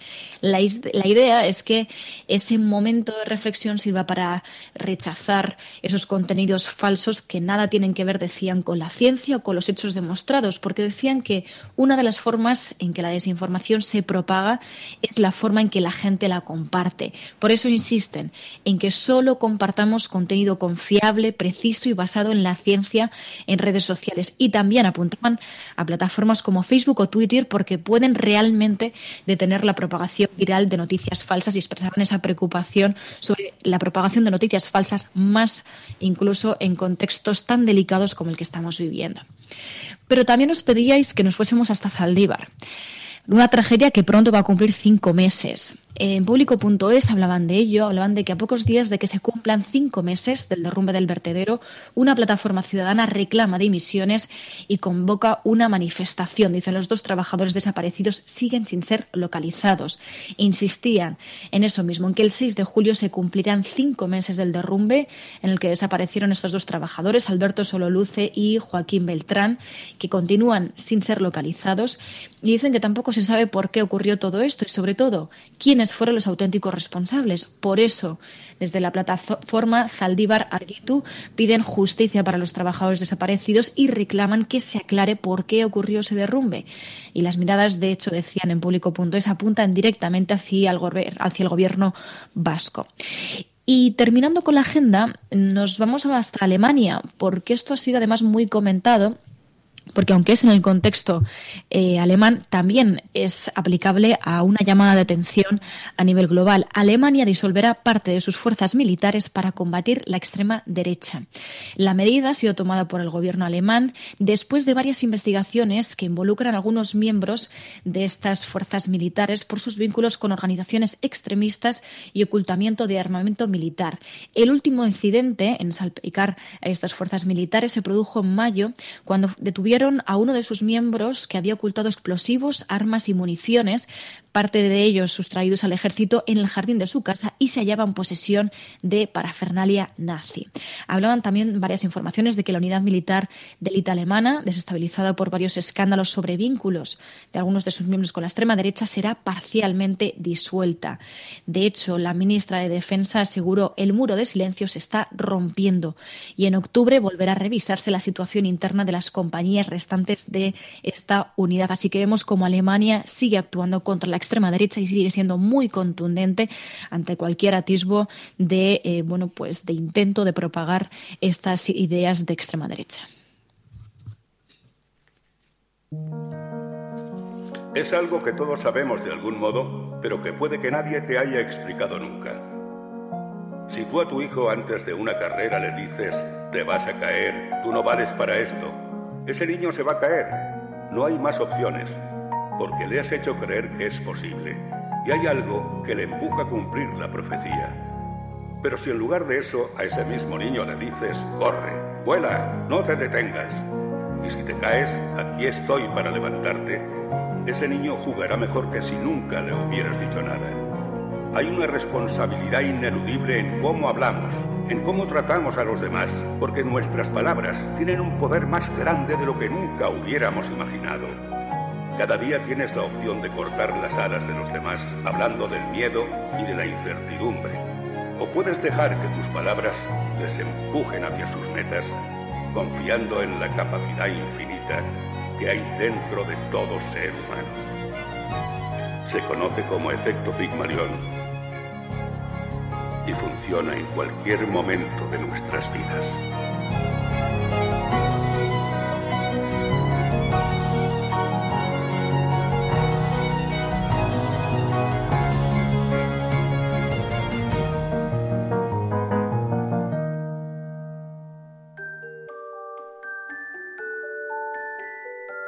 It's one small step for man, one giant leap for mankind. Lejos de su laboratorio, de sus estudios sobre la radioactividad, del radio que ella descubrió y que le dio fama, Marie Curie se lanza a la batalla menos conocida de su existencia. Han pasado 2 años desde que publicó su teoría especial de la gravedad y decide dar un paso más radical en la interpretación del universo. Una teoría general de la relatividad. En la época de Einstein, Isaac Newton era Dios. Es que han optado por construir la física usando las matemáticas que se habían... But now science offers a more convincing explanation. Bueno, miércoles de innovación. Ya sabéis que en el programa abrimos un paréntesis cada semana de la mano de José Romero. Pepe Romero, muy buenos días. Hola, muy buenos días, Fernando. Y lo hacemos para hablar de innovación, de ciencia, de futuro. Y claro, durante todos estos días la pandemia ha sido un caldo de cultivo para la generación de controversias, de polémicas, para alentar las fake news. Y uno de los temas que ha sido más recurrentes ha sido este de las vacunas, el 5G, el papel de personajes públicos muy conocidos como Bill Gates. Y aunque algunos de estos asuntos hemos estado hablando también aquí en La Cafetera, en otros programas, pero queríamos profundizar un poquito con Pepe Romero, no solo sobre algunos de los temas que han sido polémicos, como saber, por ejemplo, si Bill Gates tiene el propósito, aprovechando los planes de vacunación masiva, de instalar microchips en los ciudadanos, sino también sobre las controversias que despierta la acción social de las empresas y de las grandes fortunas. Así que yo te quiero preguntar por algunas de las cuestiones que se han colocado, de estas materias que se han colocado un poquito como fake news, que han tenido muchísima viralidad, que bueno, se ha propagado mucho a través de las redes. Por ejemplo, el asunto de los microchips. Y saber qué hay de cierto, porque claro, muchas de estas mentiras están fundamentadas sobre algunas verdades, sobre algunas patentes que existen, sobre algunos anuncios que se han hecho. Por ejemplo, con los microchips. ¿Qué hay de cierto en que la vacunación podría ser la puerta de entrada para el implante de microchip en los ciudadanos, Pepe? Bueno, primero, lo que hemos hecho, ¿te acuerdas? La semana pasada hablamos ya de una de las cosas que habían surgido hace 2 o 3 semanas sobre la utilización de fetos para lo que era el desarrollo de vacunas y ahora pues abordamos este tema. Yo para contestar al tema de Bill Gates, las vacunas y los microchips, me voy a remitir a una publicación de la BBC que hacía un análisis de este tema y hablaba de que nunca ha estado en la cabeza de Bill Gates utilizar microchips en los temas relacionados con vacunación, ni con el tema del coronavirus, ni con ningún otro. La confusión puede venir porque sí es verdad que él ha hablado en alguna ocasión, y más recientemente lo hizo con el coronavirus, del tema de certificados digitales. Y estos certificados digitales lo que hacen son que cuando te ponen la vacuna, te implantan en la piel como tinta, o sea, es un tema puramente tecnológico, que es más que sería como un tatuaje. Responde a un modelo de tatuaje donde habría información sobre si ha sido vacunado o no ha sido vacunado y bueno, temas relacionados precisamente con la vacunación. Pero esos temas, esa información que se incluye en ese tatuaje, en esa especie de tatuaje, que es una tinta que va por debajo de la piel y que es invisible, no está pensado para que esté cargado, según se dice, en ninguna base de datos, ni está pensado para que pueda ser traceado por nadie. Simplemente sería algo que llevaría como información, sería una cartilla de vacunación que todos tenemos, pero que la tendrías en un tatuaje. No estaba pensado, y esto lo dice ABC y lo dicen otros analistas, no está pensado en ningún caso para implantar microchips y hacer una especie de seguimiento masivo de la población. Luego hay un debate también sobre la figura de Bill Gates. Siempre ha generado muchísima información y también alguna controversia. Y en esto tú lo has conocido, además, personalmente. A mí me interesa mucho saber tu opinión sobre las acciones de filantropía, ¿no? Sobre si la acción filantrópica de, por ejemplo, un personaje como Bill Gates está relacionado con una agenda oculta. ¿Tú qué opinas de esto? Bueno, yo lo que pienso de Bill Gates, que es verdad que tuve ocasión de tratarle mínimamente hace muchísimos años, pienso que es una persona con grandes inquietudes y que tiene inquietudes cuando él estaba en el mundo de la informática que trascendían con mucho el mundo de la informática y que él, yo creo que lo que tenía es un hombre que tiene cierta ambición de trascendencia, y eso ni bueno ni malo, nosotros la tenemos, y lo que tiene es esa ambición de trascender un poco hacia el futuro y conectar con la gente que pueden ser críticos para la humanidad, ¿no? El tema sobre la filantropía de Bill Gates y demás, y el tema de la sanidad, la verdad es que es muy controvertido. Hay un excelente artículo sobre este tema de Javier Martínez que publicó en Infolibre, y lo hizo el pasado mes de junio, y él mismo, cuando comienza el artículo, dice que no hay ningún riesgo, cree él, de que se utilice el tema de las vacunas para hacer un control masivo de la población. Pero que sí puede haber más polémica alrededor de qué manera se utilizan los fondos que él invierte. Es muy llamativo, por ejemplo, que Bill Gates la fundación de Bill y Melinda Gates está invirtiendo 530 millones de dólares, está invirtiendo ahora alrededor del tema del coronavirus, 530 millones de dólares en la Organización Mundial de la Salud, frente a los 26 millones de dólares que está invirtiendo el gobierno español. O sea que lo primero que hay que hacer y destacar positivamente es esta enorme inversión. Pero donde surgen las críticas de algunos es que, como tiene esta enorme capacidad de inversión, puede estar dirigiendo las inversiones, y no estamos ahora hablando exactamente del tema del coronavirus, sino en años anteriores, hacia temas que a lo mejor no son los prioritarios para la población. Porque lo que dicen es que está muy bien las vacunas contra la malaria, está muy bien el esfuerzo que se hace para luchar contra el SIDA, pero eso puede llevar a médicos, a profesionales, a otras organizaciones, a descuidar otros temas que posiblemente, entre comillas, son más aburridos y que, sin embargo, son esenciales, como puede ser el tema de la obesidad o el tratamiento de la diabetes, o, por ejemplo, en el caso de India, el luchar contra las diarreas, que también está causando muchísimos fallecimientos. Entonces, las críticas vienen porque lo que sí dice Bill Gates es que él considera que organizaciones como la suya lo que tienen que hacer es invertir en aquellas áreas en las que no está previsto que lo hagan los gobiernos. Y entonces invierte en áreas donde hay más innovación, donde se puede contribuir con mayor capacidad de innovación al desarrollo de tratamientos. Entonces, el riesgo está en que se dejen fuera otros temas que pueden ser muy importantes para la población en determinados países, como son los que he mencionado. Y en ese sentido hay un riesgo que es al que se refieren los elementos más críticos. Claro, finalmente vemos que también empresas y grandes magnates pueden tomar decisiones sobre políticas públicas, pero no tienen la legitimidad política, la legitimidad de las urnas. ¿Esto te parece un riesgo? Sí, bueno, primero hay que decir de Bill Gates, también lo que hay que decir, la Fundación Gates, es que está siendo valiente, más allá de las críticas que puedan surgir, como las que mencionaba antes, lo primero que decir es que está siendo valiente, porque él, cuando se habla de organizaciones privadas, muchas veces no te mojas y lo que haces es intentar llevarte bien con todos. Y en este caso no lo está haciendo, porque él está siendo implícitamente muy crítico con la administración de Trump. Está diciendo que hay que tener una aproximación consistente en todo lo que tiene que ver con las políticas de confinamiento en Estados Unidos. Y no esta aproximación donde unos días se encierran unos, otros días se encierran otros, se levantan los confinamientos demasiado pronto y está extendiéndose demasiado el virus. O sea, que él está siendo muy crítico con la administración Trump, lo cual demuestra que sus opiniones, yo creo que no están buscando un lucro económico, sino que realmente en el fondo están buscando que las cosas funcionen de verdad. Pero si vamos a la legitimidad democrática, este es un tema apasionante. Mira, recientemente se ha publicado un libro por parte de Rebecca Henderson, que su título en español sería algo así como Reimaginar el capitalismo. esta mujer no es una mujer enemiga del capitalismo ni es un antisistema. Esta mujer es una profesora de Harvard y dice que el capitalismo se tiene que reinventar.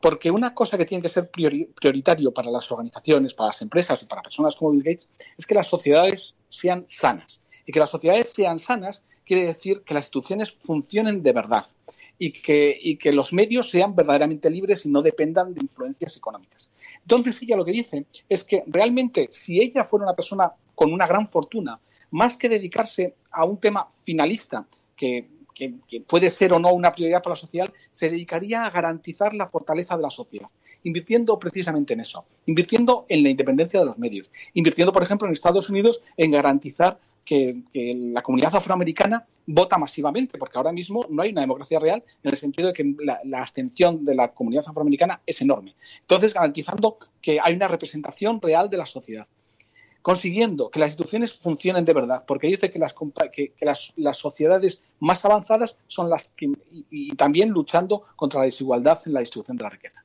Todo esto es lo que dice esta mujer y yo creo que sería la mejor apuesta que pueden hacer las compañías. ¿Y no sería mejor que las empresas y las grandes fortunas pagaran sus impuestos y luego fueran los estados los que decidieran a qué fin se deben destinar esos recursos? Hombre, eso sin duda, que ahora mismo yo creo que hay una gran crítica sobre la manera en que se está la fiscalidad, cómo funciona no solo en Europa, sino también en Estados Unidos. Eso por supuesto. Y yo creo que pero el propio Bill Gates ha dicho que él quiere pagar más impuestos, que él está dispuesto a pagar más impuestos. También lo ha dicho Warren Buffett. El tema está en que imaginémonos ahora en Estados Unidos, pagas más impuestos. Eso también es otro tema para discutir, porque no tengo las ideas claras. Pagas más impuestos. Está gobernando Trump y decide que los mayores impuestos, los mayores ingresos no se dedican a temas de salud o no se dedican a la Organización Mundial de la Salud, sino que se dedican es al tema armamentístico, por ejemplo. ¿Es lo que quiere, es realmente lo mejor para la sociedad? ¿Le quita el sentido a la fundación de Bill y Melinda Gates? A lo mejor en un entorno como este es bueno que exista la fundación, no sé decirlo. Pero lo que sí es verdad es que posiblemente para que no surjan personajes como Trump, y aquí vuelvo a la pregunta anterior, se necesitaría una sociedad y unas instituciones mucho más fuertes que evitaran que surgieran movimientos que exigieran que se cumplieran con cosas que ahora la sociedad no está dando, que es el tema de la falta de igualdad, que es el tema de la falta de representatividad de algunos, ese tipo de cosas. Pues muy interesante. Pepe Romero, como siempre. Gracias, Pepe. Un abrazo muy fuerte. Gracias.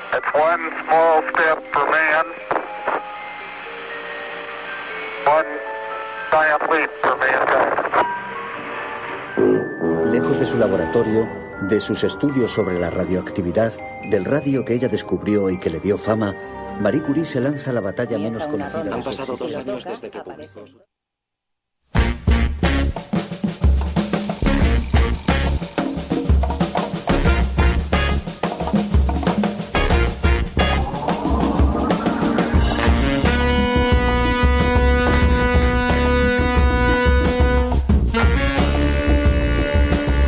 Javier Gallego, presidente plenipotenciario de la República de la Carne Cruda. Muy buenos días. ¿Cómo está el líder y comandante en jefe de la Resistencia? Muy crudos días. Oye, estaba viendo que hoy habéis enfocado el programa por una deriva que nos parece muy interesante, ahora que se cumplen 15 años de matrimonio igualitario, que estamos en una semana tan señalada como la del orgullo, y vais a enfocar el programa precisamente a todas esas muestras de homofobia, de LGTBI-fobia que observamos cotidianamente cada día a nuestro alrededor, ¿no? Sí, vamos a dedicar el programa a quienes han salido de las cavernas intentando que la libertad sexual vuelva al armario y que los gays, las lesbianas, trans sean perseguidos.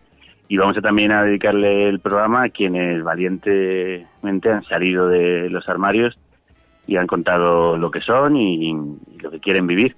Y bueno, de esa lucha entre el bien y el mal, entre la sombra y la luz, precisamente vamos a hablar con Beatriz Jimeno, que fue una de las impulsoras de esa ley del matrimonio igualitario entre personas del mismo sexo, que estuvo en esa lucha y que 15 años después está ahora al frente del Instituto de la Mujer y que está recibiendo precisamente por ser feminista y por ser defensora de los derechos LGTBI amenazas e insultos por parte de la ultraderecha y de esas hordas de secuaces cavernarios que ahora, legitimados por el discurso homófobo de Vox, que está dentro del Congreso, pues en la calle se permiten y en las redes insultar, agredir, presionar, amenazar a las personas por su condición sexual.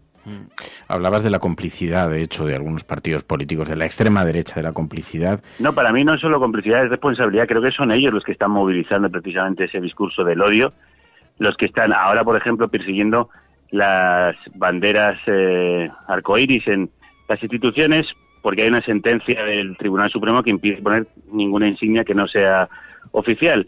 En realidad, la bandera arcoíris representa una lucha que es de la democracia y que es constitucional, que es la igualdad por cualquier tipo de condición, en este caso la condición sexual.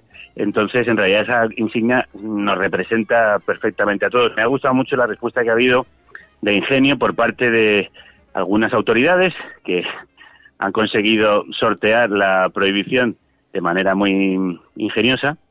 Y luego, por otro lado, una jueza en Alcalá de Henares que dijo, no son banderas, son pancartas. Y como son pancartas y nada dice el Tribunal Supremo, se pueden dejar. Bueno, a pesar de este ingenio que es muy de agradecer, hay que, creo, levantarse en este momento más que nunca en defensa de los derechos y de las igualdades de todos y de todas, precisamente frente a estos oscuros orcos que tratan de que derechos conquistados que nos colocaron a la vanguardia mundial en su reconocimiento estén ahora, por lo menos en el debate, cuando ya estaban perfectamente superados y consensuados.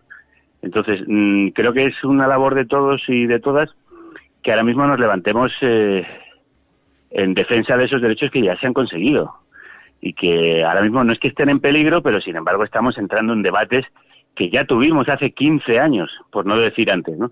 Y a mí lo que me preocupa es que este tipo de debates generan mucho sufrimiento precisamente a las personas que no se atreven a salir del armario, que se sienten amenazadas en su ambiente, porque no todo el mundo lo tiene fácil, no todo el mundo vive en ambientes de libertad, y cuando se carga precisamente la atmósfera de esta tensión, de esta agresividad en contra, hay muchas personas que sufren de todo. Estamos viendo, y de hecho lo cito en el artículo que publicó hoy, ayer simplemente puse agresión homófoba y en esta semana me aparecían agresiones graves en Barcelona, Málaga, Zamora y otra que me estoy dejando en otra ciudad importante, por no decir las muchas que no se denuncian. Añadamos a eso, esto ocurre como con la violencia machista, que aparte de las estadísticas, que son demoledoras, luego está todo lo que no aparece en la estadística, que también existe, que es la violencia silenciada, la violencia invisible. O sea, que imaginemos lo que significa este discurso del odio de Vox para tantas y tantas personas. Eso significa agresiones violentas, significa agresiones psicológicas, significa vivir en un infierno, y no podemos permitir que los infiernos se agranden, sino que tenemos que conseguir que disminuyan. Pues de Homófobox hoy va carne cruda. Homófobox, sí. De Homófobox y precisamente la defensa de estas conquistas, de estos derechos. Javier Gallego, gracias de corazón, un abrazo fuerte. Nada, a vosotras, un abrazo.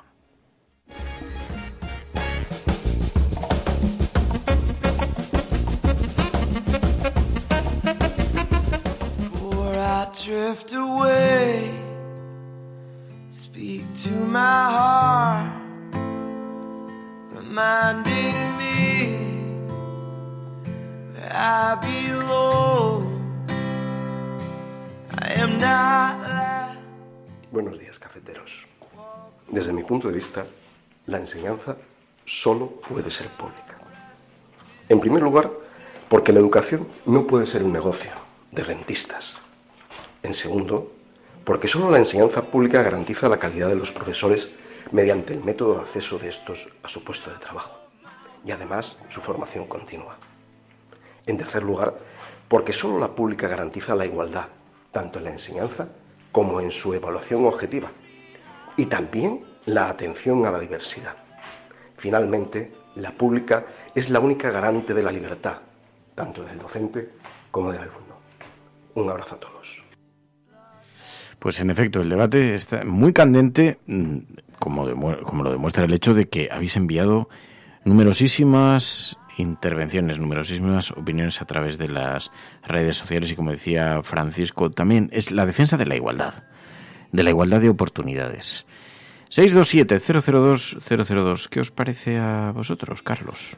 Respecto a la educación pública y concertada, pienso que el apoyo de inversiones hacia la escuela concertada y la propaganda que se hace está posibilitando un trasvase sutil de las familias menos machacadas hacia la escuela concertada, dejando la pública cada vez más convertida en una especie de gueto donde se reúnen los alumnos con más necesidades educativas y con peor nivel sociocultural. Por otra parte, también encuentro un déficit de liderazgo por parte de las autoridades administrativas respecto a la educación pública, cosa que no ocurre en la educación concertada, lo que permite que en la educación concertada se realicen actividades de transformación educativa y de innovación educativa y de mejora pedagógica, cosa que en la educación pública son experiencias muy aisladas y muchas veces sin continuidad, lo que difícilmente permite la mejora de los resultados. 627-002-002, el WhatsApp del programa. Hola, buenos días, Fernando, María, desde Sevilla. Yo soy profesor de secundaria y realicé las prácticas en un colegio concertado con una metodología alternativa de educación cooperativa, bastante pequeño, que tenían algún que otro problema económico, y la verdad el sistema educativo de ese centro era bastante interesante y bastante bueno. Pero el criterio de selección del profesorado al final siempre está basado en relaciones personales, exceptuando algunos casos. La mayoría eran escogidos porque eran conocidos de alguien. Entonces, bueno, ahí fue donde dejó un poco que desear este tipo de escuelas concertadas, ¿no? El otro día estuve hablando con un compañero y me dijo que, bueno, hasta ahora se ha visto los fallos del sistema sanitario. Todavía no se han visto los del sistema educativo, que eso se verá en septiembre, cuando los alumnos vuelvan al centro escolar, vean los pasillos que no se pueden pasar porque no tienen más de 2 metros de distancia, alumnos metidos en caracolas, un ratio de 30, 35, incluso 40 alumnos en espacios que están habilitados para 20. Todo ese sistema, esos fallos del sistema educativo que se han ido dejando constantemente, pues afectarán y se verán más reflejados sobre todo en septiembre. Un saludo. Pues en efecto, ese es también parte del debate. Estamos manteniendo este tema abierto porque hoy es objeto de portada en la prensa en España. Se va a anunciar un paquete de ayudas para la reconstrucción, ayudas entre otras cosas, un fondo destinado a la educación pública que deja fuera la concertada, y esto ha creado un gran e intenso debate en la prensa española. Entonces pedíamos la opinión de los oyentes de este programa para saber en qué posición se encuentran, porque nos da la impresión, claro, viendo las portadas, de que hay unanimidad entre la ciudadanía española que protesta aparentemente de forma unánime porque esa es su presencia mediática, si el gobierno decide dejar de lado la educación concertada. Pero a la vista de los numerosísimos mensajes que están llegando al programa, pues parece que la posición no es tan unívoca. Buenos días, cafetera. A ver, yo estoy de acuerdo con que la educación debe ser pública y que la concertada es un tipo de educación que debería de ir desapareciendo y ese espectro ocuparlo la educación pública. Pero actualmente no es así. Y entonces lo que pasa es que si se va a rescatar a la educación, se debe rescatar a toda la educación, no solamente rescatar a la pública. Hombre, que estamos jugando con los niños y en esos colegios, pues si tienen necesidades y la hemos pasado mal con el tema del COVID y todo el mundo, se debería de hacer un rescate de toda la educación, no solamente de la pública.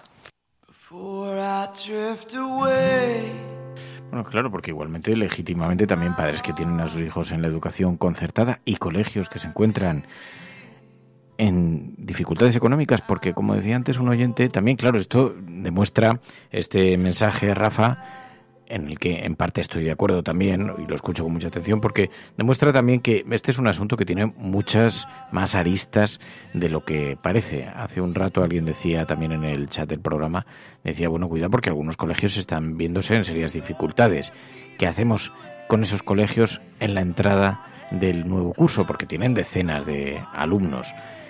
¿Cómo se les deja de lado? También se están aprobando estímulos para la empresa privada en otros muchos sectores. Entonces, en efecto, es un debate complejo, como digo, amplio.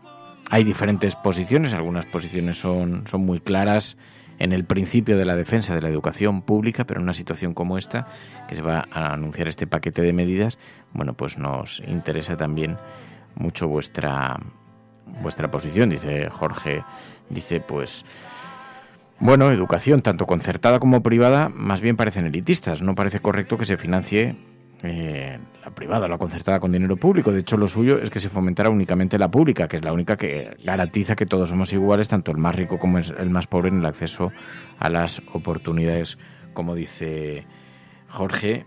Y bueno, pues sí, tiene claro, es que hay diferentes aproximaciones a este tema, pero Jorge, teniendo razón en eso, que era el punto de partida desde el que comenzábamos el programa, a mí esta reflexión de Rafael Rodríguez sí me hace pensar, porque en efecto, claro, todo tipo de empresas se han visto en grandísimas dificultades, teniendo que realizar ERTEs para sus trabajadores, suspender la actividad económica, suspender buena parte también los ingresos que reciben, y se han encontrado en situaciones económicas muy complicadas.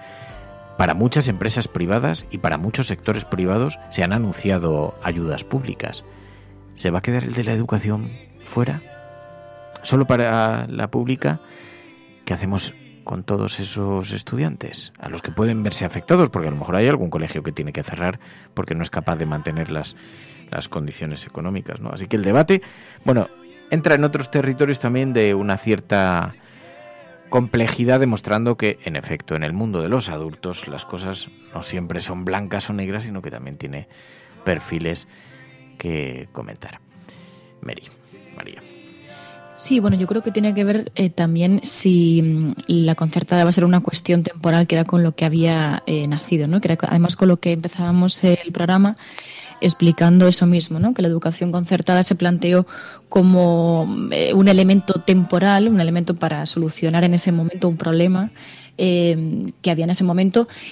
Y el caso es que es verdad que ahora, en medio de una crisis como la que estamos viviendo, pues se plantea este debate. Y claro que tendrán que atender la concertada, al menos mientras siga existiendo, ¿no? El problema es ese. El caso es si se va a presentar la temporalidad de la concertada como una de las hojas de ruta de este gobierno, ¿no? Si después de esta crisis se va a poner encima de la mesa ese gran debate sobre si debe seguir existiendo la concertada o no, y cuál es el proceso de transición. Hoy saldremos de dudas y que nadie descarte un giro dentro de 24 horas en la política de ayudas para la educación concertada. Saldremos de duda hoy cuando se anuncie el paquete y cuando tengamos todos los detalles. Pero dice JD, claro, no todas las empresas son subvencionadas y no se puede cambiar de modelo de un día a otro. Esa es la dificultad, porque la aspiración de un gobierno de izquierdas, de un gobierno progresista, debería ser la defensa de la educación pública. Pero en este contexto, ahí entra las dudas y el planteamiento de algunos oyentes del programa. Hilario, sin embargo, dice, hombre, ¿cómo bajan los costes la enseñanza privada? Pues con sueldos más bajos a quienes enseñan, con contribuciones extras a los padres. ¿Qué trabajo hace la privada con la sociedad? ¿Segregación? ¿Adoctrinamiento? ¿Clasismo? Dice Hilario. Así que el debate, en efecto, pues está... ¿Y cuál es el proceso de transición, no? Por ejemplo, decía Nacho Escursel, dice, ¿cuál es nacionalizar los colegios concertados? Claro, pero esa no es mala cuestión, porque dice Escursel, nacionar es de bolivarianos, pero si van a recibir ayudas públicas, como decía Fernando, pues nada, si un concertado quiebra, se nacionaliza y aprovechamos para hacerlo público.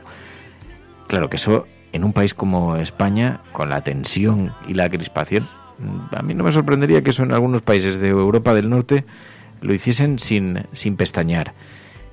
Pero aquí a ver quién es el que se atreve a anunciar una cosa de esa naturaleza. Bueno, el caso es que eso es el debate de hoy, que queríamos abrir aquí en el programa escuchando a los oyentes de la cafetera, y por eso estamos utilizando el hashtag #LaCafeteraReconstruyendo. Pero bueno, como también la familia es importante, como también es importante la comunidad de la cafetera, dice Ferran, oye, curraos una felicitación a mi hermana Inés, que es su cumple, que además de mecenas es quien me descubrió la cafetera. Así que, bueno, pues para Inés, a quien agradecemos que haya hecho también de embajadora cafetera ante que haya difundido la palabra de la cafetera, que hayas abierto las puertas a la expansión del amor cafetero por el mundo. Te deseamos un muy feliz cumpleaños, que pases un extraordinario día, y te agradecemos muchísimo, tanto a ti como a los mecenas de este programa, que hagáis posible este proyecto cada día con vuestra ayuda, que hagáis realidad este programa y que también eso permite que otras personas puedan escucharlo. Así que de corazón, gracias y feliz cumpleaños. Que además estoy viendo que un montón de gente en el chat se está sumando a esta gran y colectiva felicitación cumpleañeras. Sí, Inés, si querías un cumpleaños discreto ya te lo acabamos de estropear. Claro, en efecto, si querías seguir escondiendo tu edad, ya va a ser difícil. Bueno, gracias Inés, de corazón, y gracias a los mecenas, y muchas gracias a los oyentes de la cafetera, y gracias a ti, Mary. Gracias. Mañana volvemos con más aquí en la cafetera. Si estás escuchando esto, eres la Resistencia y no estás sola allí donde estés. Buenos días, buenas tardes o buenas noches. La Cafetera es un programa de radio que se financia gracias a las aportaciones de los oyentes. Si te gusta el periodismo que defiende y sientes que te acompaña, hazte mecenas y ayúdanos. Infórmate en radiocable.com/mecenas.